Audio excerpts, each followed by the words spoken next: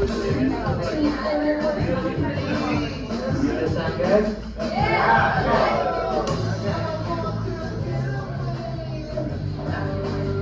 Alright, let's do this.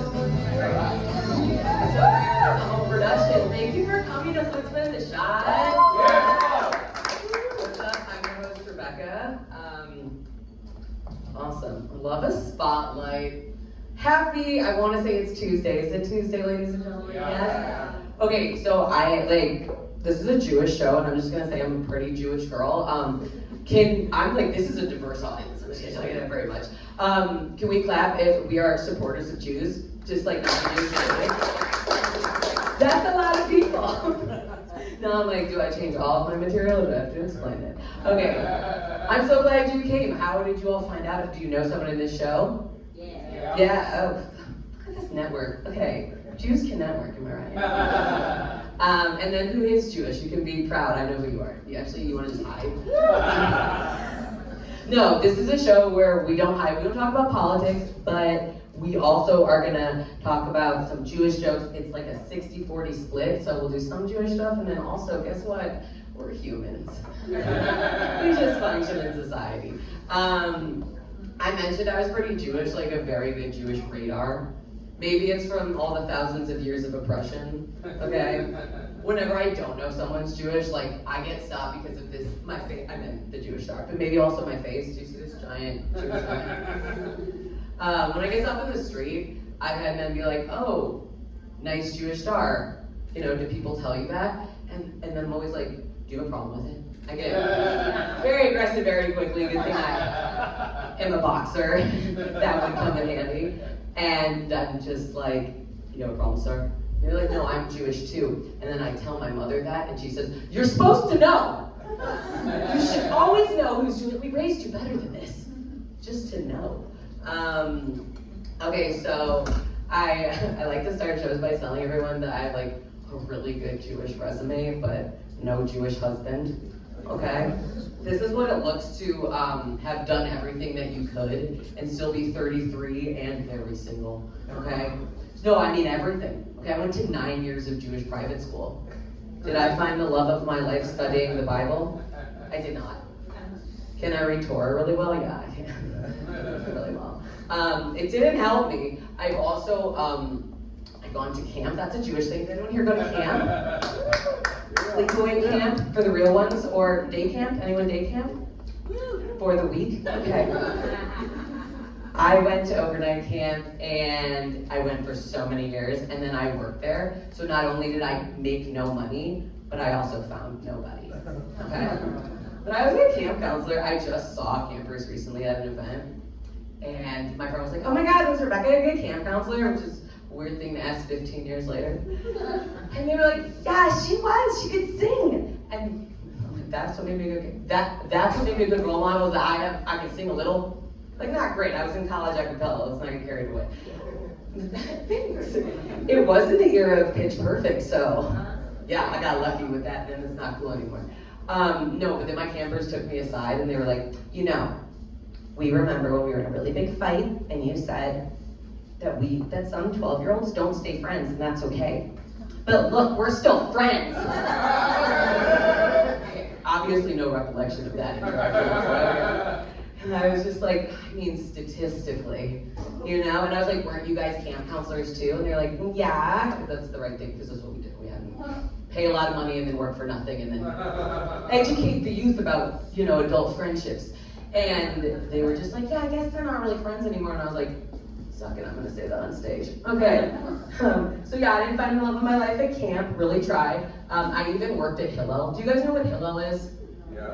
I'm gonna teach you, that's cool. So it's like the Jewish Student Union. It's a lot of campuses. So I went to the University of Wisconsin. Any Badgers?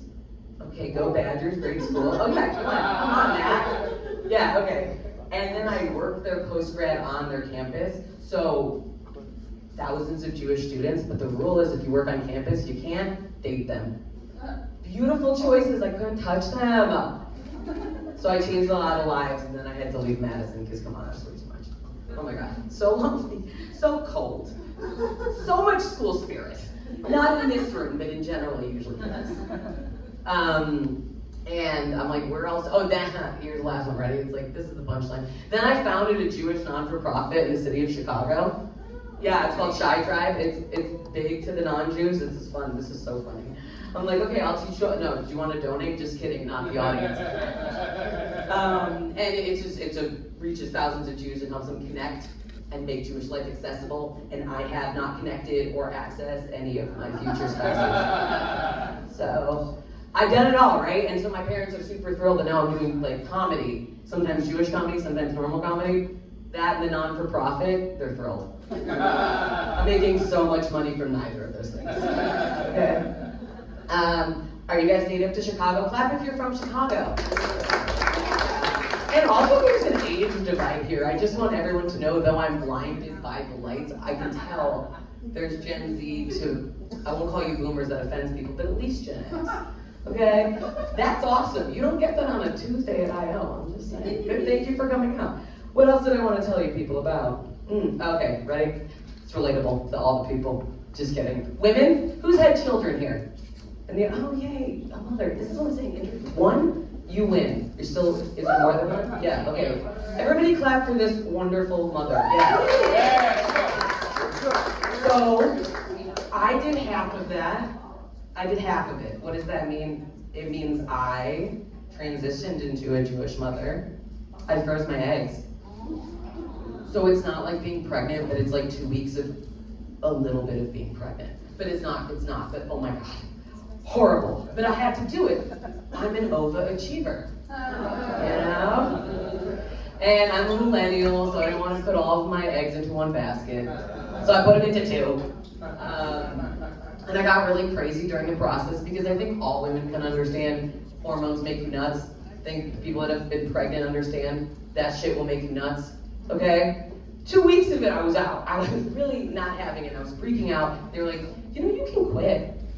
Okay, I'm 15 shots deep, so I'm gonna quit. And I know there are other women in the audience that have frozen their eggs, so you get it. And they were like, do you want to quit? I was like, I did not pay $5,000. I'm sorry, my dad. $5,000 for me to quit now? And I got 30 eggs out. But okay, no, I add one because just like the ACT, I'm always gonna add one. I got 29. All right. I still lie in my 30s.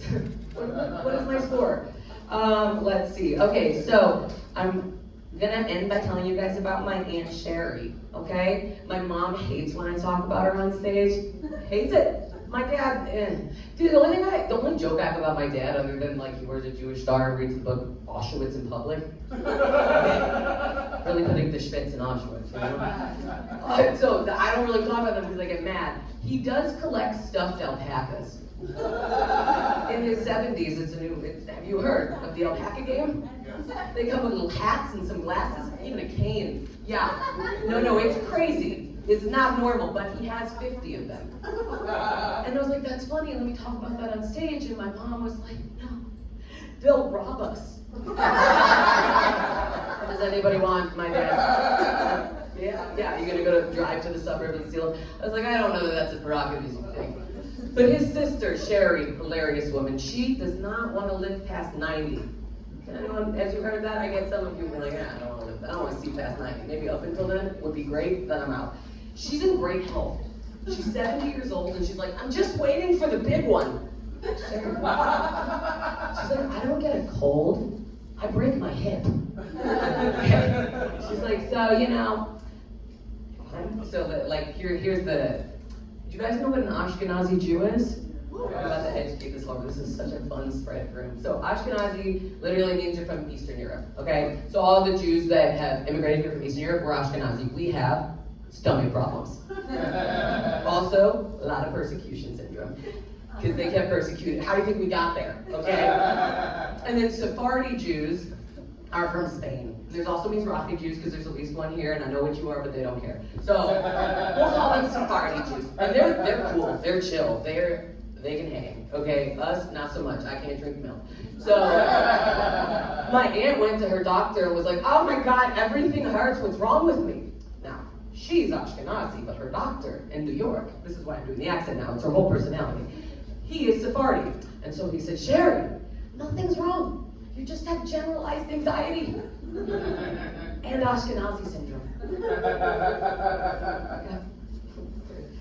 There's maybe, I'm not going to talk about the Holocaust. All right,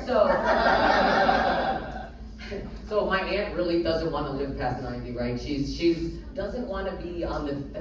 My grandmother, her mother didn't die in like an awesome way. We had morphined it out, and dementia sucks. Okay, trying to breathe that out. And my aunt doesn't want to get it, right? So she's like, unplug me. Unplug me. I'm like, I am your niece. I'm not that party. She's like, I told him to unplug me. I don't want to get like that. But here's the thing. Her oldest son lives very close to her, literally a block away. And they are too close. Okay, I think they're very close. Mother, I mean, he's single. I think it's because of his relationship with his mother. And I was like, he's never gonna unplug you. And she said, I know. That's why I made the youngest son the advance directive. He doesn't care. He'll unplug me. I'm like, oh, you're really planning your death. Why are we talking about this over lunch?